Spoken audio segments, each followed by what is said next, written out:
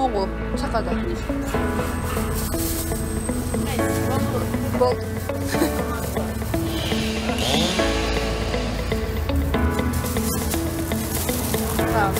Рахмат эже, сооданыз болсун.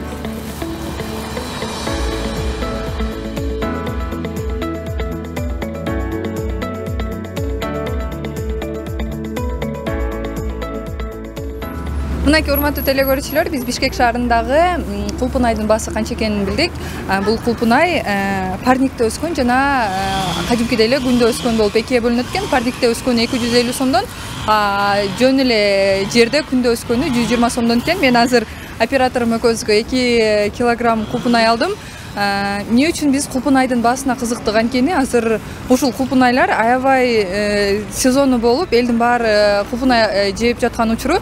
Дал ушул Кулпунай биздин өлкөбүздүн башка региондорунда канча сом? Барыбыз чогуу көрөлү.